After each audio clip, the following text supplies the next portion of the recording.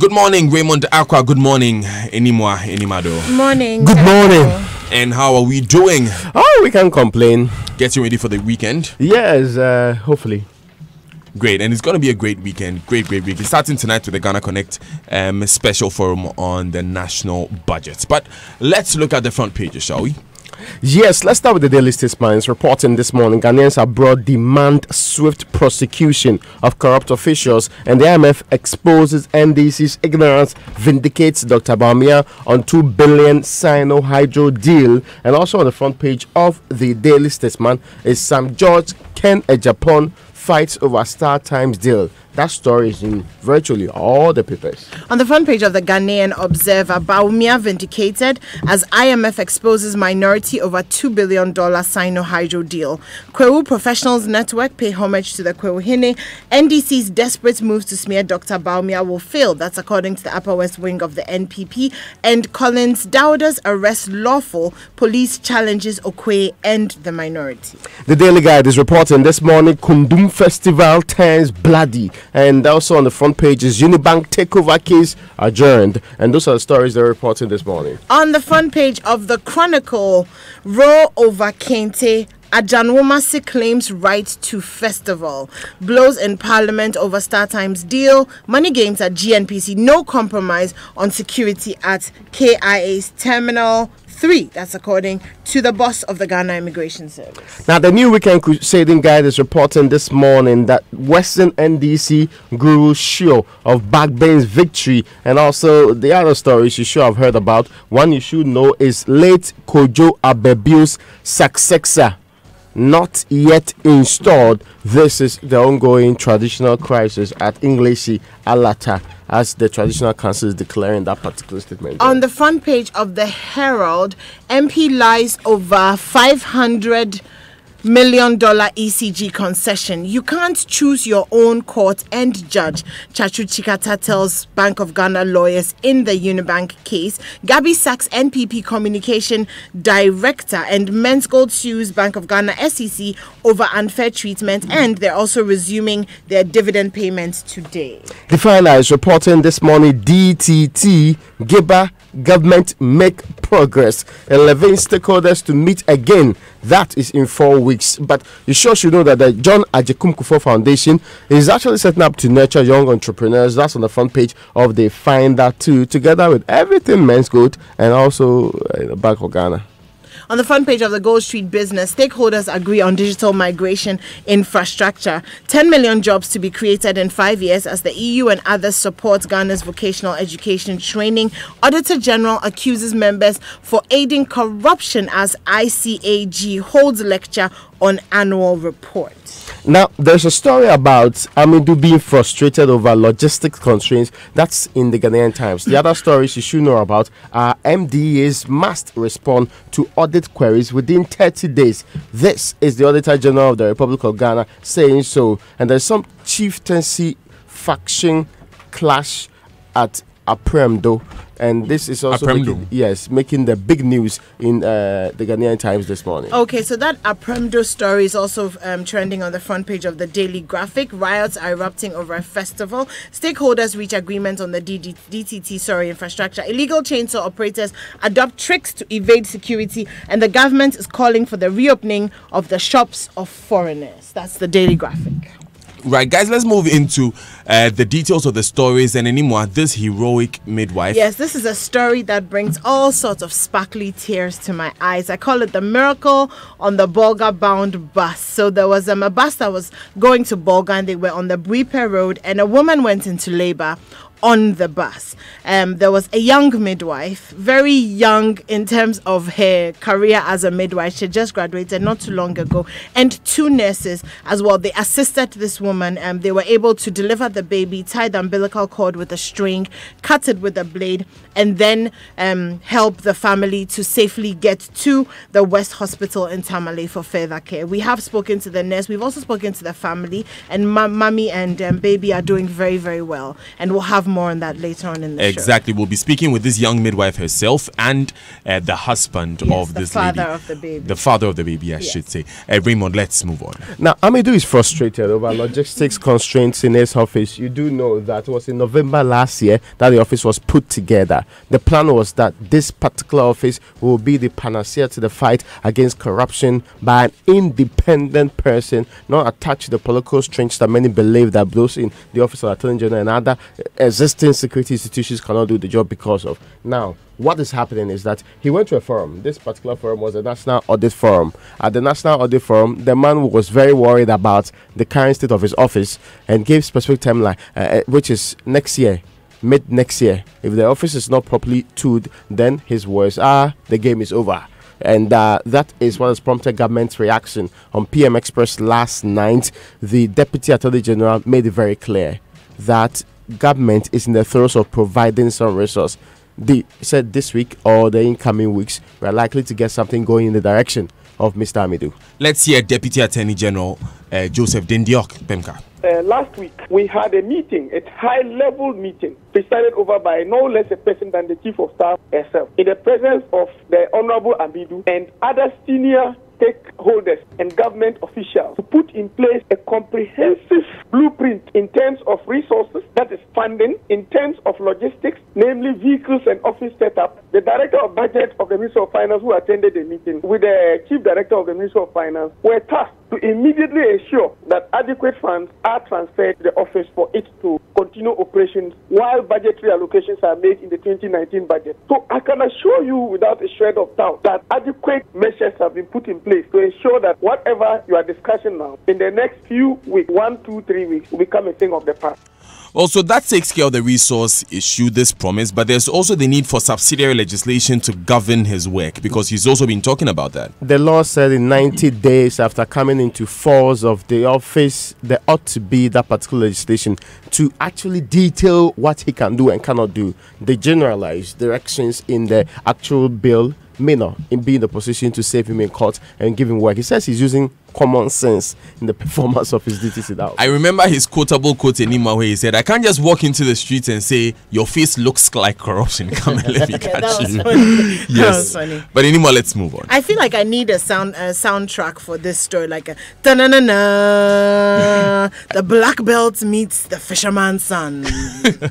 So what are you talking about? Of course, I'm talking about Honorable Kennedy Agyapong and Honorable Sam George MK. We know Kennedy Agyapong is the chairman of the Parliament's Communication Committee, and he's also the MP for Asin Central. And Sam George, the MP for Ningo Prampram. Now, Ras Mubarak was speaking yesterday. He spoke to the press, and he wouldn't give details of whether there was a physical altercation or not, as has been purported, but he did say he was disappointed in the behavior of these two gentlemen. So apparently, at some point, there was a meeting yesterday between the Parliamentary Communications Committee and GIBA and some stakeholders. Apparently, got really charged and over the Kennedy, DTT yes, over issue. the DTT issue. And Kennedy Agyapong was really upset with Sam George because apparently Sam George had spoken on an Imani platform last week, and they had agreed, that's the committee had agreed, that they were not going to speak about the issue until it had been resolved or until they had reached a certain point in it. And Sam George spoke. So at that point, things got highly charged, and nobody has actually confirmed, but apparently it was almost to the point where there were blows. So that was it. They intervened. When you put something, you stop something for a second. What word would you use? Well, they halted the meeting. They halted the meeting for a while so that tempers could be cooled. And then they spoke. And then Kennedy Agyapong says, okay, he understood why Sam George spoke, because apparently the Minister of Communications, Madam Ursula, had said that she had attacked the whole Parliamentary Communications Committee and said that they were not being straightforward, or they were not being clear with what they were saying, and they were being hypocrites. So Sam George felt that he had to defend or come back. So that was what happened. Based based on his explanation, Kennedy Japan says, okay, fine, I understand why you spoke, and all is well with the camp. There's a sound bite on My Joy Online if you'd like to hear Kennedy Japan call himself a black belt and Sam George call himself a fisherman's son who would have retaliated. If you're interested in that, you can go to My Joy Online. One of my most memorable sound clips from that is when Kennedy Japan admitted that Sam George said he had called him and he hadn't picked it. He said, I told him you're not a woman, so I don't need to pick your calls. But anyway, I'm glad this has been resolved. Yes. Beyond this, government has released a statement. It seems like government and GIBA have resolved their differences and have resorted to work together with this digital terrestrial television migration projects, the expansion of which has been a bone of contention between GIBA and government and other stakeholders as well. Yes. It will be interesting to see what comes up out of that. Raymond, let's move on. Now, the Bank of Ghana, you know that it challenged the jurisdiction of the court hearing the Dr. Dufour's case. Dr. Dufour wants his bank, the Unibank, back. The decision is because he feels that some due process was not followed in first and foremost having to license properly the consolidated bank, and this consolidated bank includes the Unibank that used to previously exist in this particular case. He said it didn't follow Act 930, that's the Banks and Special Deposit Taking Institutions Act in this particular case. And what has been happening in the throes of that, yesterday there was a court case.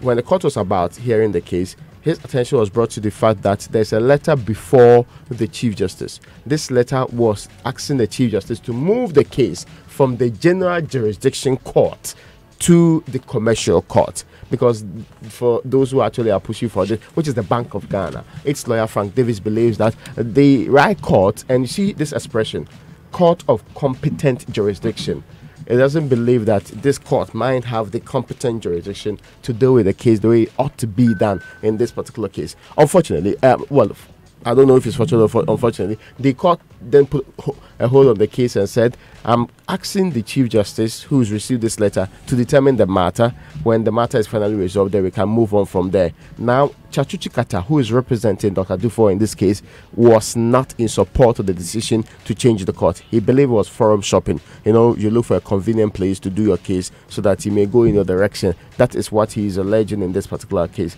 And he also believes that the attempts by the other side will not augur well for the plan to make sure that this case goes the way it ought to go. But the court still adjourned to October 17 for all of this to happen. It's an interesting one. The very judge involved here, the very court being chosen for the case, and how relevant this is, because in the throes of having to go about it, there will surely be a decision on what to do with Dr. Dufour's bank, and maybe affect the other banks too. You know that there are some issues the Bank of Ghana raised.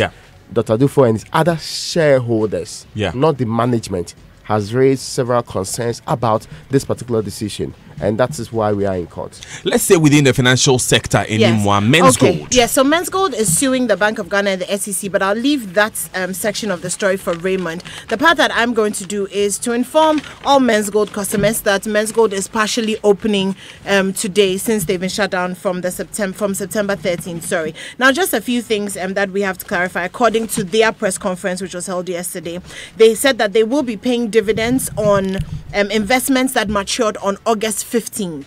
Just August 15th. If you invested after September 12th, you will not receive any dividends. They're also going to send out information to their customers about the schedule of where to go and what time to go to be able to receive your dividend, your payment, so that there's not overcrowding. It's important to note, and I quote, he said, we cannot terminate any trading on the gold vault until the issue is resolved. That's Nanaya Ofe, the corporate affairs manager of Men's Gold, which translates to they will not be giving out principal. They will not be paying out principal, but they will be paying out your dividends. So wait for your schedule, I guess, and then you can go. Because I do know quite a few people who have been very anxious about being able to access their money. So. Particularly their principal. So yes, but they're paying dividends. Exactly. So that's clarification needs to be made. But Men's Gold is suing the Bank of Ghana and the SEC. Yes, the Men's Gold has dragged both Bank of Ghana and the SEC to court. They have some issues they are raising. First and foremost, they want the court to stop them from issuing notices that affects the reputation of their institution. Two, they are demanding a declaration that the activities of Men's Gold itself does not fall within the remit of any of these institutions. So they should not be seen purporting to carry out regulatory control over Men's Gold in this particular case. They also move on to make some other declarations, like they want the court to tell the very two institutions that they should stop issuing notices, specific notices in this case, asking them to stop operations, which will affect the business. And they want the court to ask the two institutions to pay damages to Men's Gold and also the council's fees and other related offences that they believe that the operation and continuous issuance of notices from these two institutions is affecting heavily the business of Men's Gold. And to that other straight, you know that the statement issued by Men's Gold also suggested that please wait your turn. We are going to give you a specific schedule, you the customers, so that you can come in. Don't come and besiege the place. We want to do it in an orderly manner. That's very, very vital information to note for all customers of Men's Gold. Anymore, take me back to my home, Apremdo. You know, Apremdo is very close to where I used to live in. Hey, in you Takrady. every day. No, you drive up from Anaji. Everywhere is close this to. is my town. So this listen, is my father's mother's cousin's at some brother. point in time, we will use Google Map to map out Hey. clearly. You can do it now. It's okay. Anaji, you drive up the streets, you go to Apremdo. Yesterday I even used to go to church in the area. Then 2 days ago, something. Okay, Daniel Dazi, we hear It's you. not my fault that the places I know have been coming up in the news of late. Yo, we've had you. It's okay, We've had you people, I won't do it anyway, again. I won't play with you again. so riots has erupted over the Kundum festival in Apremdo. So there's an underlying chieftaincy dispute in the first place, but some violence has been triggered by whether or not to celebrate. So that there's sort of like a clash between the chief and the queen mother. One wants this festival celebrated, one doesn't. So they started, the faction that wants the festival celebrated, they started beating drums and stuff, which signifies the beginning of the festival. Now the other faction said, no, we haven't agreed to have this festival. So they then attacked the machetes, acid. I mean, it got all really serious. And then there was violence and there was a bit of fighting. And then they actually burned some properties down as well. Calm has restored. An eerie and uneasy calm has been restored to the area. But no decision has been made on whether the festival will move forward or not. And we hope that between the traditional leaders, they'll be able to solve that problem. And that's it. Very that important. Story. Very, very important that is then. Raymond, let's finish off with Mr. Mahama, shall we? Yes, he's giving the assurance that as for 2020, there is no way funds will be diverted for other causes which are unholy in the NDC. Unholy? Yes, of course, because if you are supposed to go and give the money to the branches, to the grounds, to the foot soldiers who used to campaign very well for the people to get it, it is not reaching the grounds. The indication is that in the year 2016, some people hijacked yes, there were some reports that suggested that I mentioned certain names, but Mr. Mahama never mentioned anybody's name. And so his office even issued a statement later on to clarify the claim by some newspapers that some specific individual. So what the newspaper virtually did was take the people who headed the campaign at different levels and say, hey, the people have taken the money and given it to some other people. But now Mr. Mahama admits that funds were diverted and he says that will not be repeated. It will not be done again in 2020. But he didn't say who. No, he didn't say who. People don't know themselves, you know what I'm saying. Apart from that, he's also been talking about premix diversion too. And he says when they come back to power, they will fix that problem. No, he said when. Mr. Mahama said when. So, what is she disputing? I'm just let's move on. Okay, guys, we have to move online now. And the online news review is brought to you by Zenith Bank in your best interest, Goyle Good Energy. And download the Safe Doctor app now from the Google Play. Safe Doctor, the future of better medical care. Now, you've got great love for your vehicle. You want the engine to last longer and perform to its maximum. It's okay. Goyle has a new super synthetic 5W20 and 5W30 lubricants for you. These specially engineered superior engine oils work efficiently on all modern petrol and diesel engines. They clean, protect, reduce fuel consumption, prolong oil change intervals, and enhance engine performance from startup till you switch off. Go to any Goyle filling station and grab the new Goyle Super Synthetic 5W20 and 5W30 lubes. Engineering innovation for your vehicle has arrived. Goyle Good energy. Zenith Bank is 13 years in Ghana. It's been 13 years of serving you with pleasure and making history with you. On behalf of the board, management and staff, Zenith Bank wishes to thank you, our valued customers, for your continued support and loyalty over the years. Because you trusted us with your business, Zenith Bank is bigger, stronger and faster. We invite you to join our 13th anniversary health walk tomorrow, Saturday 29th September 2018. The venue will be Zenith Bank head office on the Independence Avenue at 6 a.m. prompt. Come, let's walk and celebrate Zenith Bank in your best interest. MyJoyOnline.com has that story that we reviewed. Deputy AG hints release of funds for Amidi's office by next week. Of course, he didn't indicate when the subsidiary legislation will be sent to Parliament to be passed. Francis Ajay returns, set to release a banger with Joe Mettle. This is one I can't wait to hear. AdomOnline.com says NDC Hawks in BA chase judge out of court, beat up team members. You want to read this one on AdomOnline.com. BBC.com, infanticide in Kenya. I was told to kill my disabled baby. Chilling story there from Kenya. That's it for the news and online review, guys. Thank you very much. But to you, our listener, let me remind you that technology keeps advancing, and thus advertising must change to fit this and ensure that products stand out. The answer to this is Quick Advertiser newspaper, well designed to add value to the 21st century advertising techniques in Ghana and beyond. We create brilliant ideas that work in all forms without geographical limits. Convenience is our hallmark because we understand your business. This is why we ensure that no matter where you are on the planet, you can place your advert, and we take you and your products anywhere and everywhere you want. Quick Advertiser. Quick advertising made easy. Call or WhatsApp 026 170 1321 or visit quickadvertiser.com for more information. That's KWIKADVERTIZER.com. We'll take these important messages and then the BBC News at 7. Stay with us. This was Kwame's Life before Interplast in Green Irrigation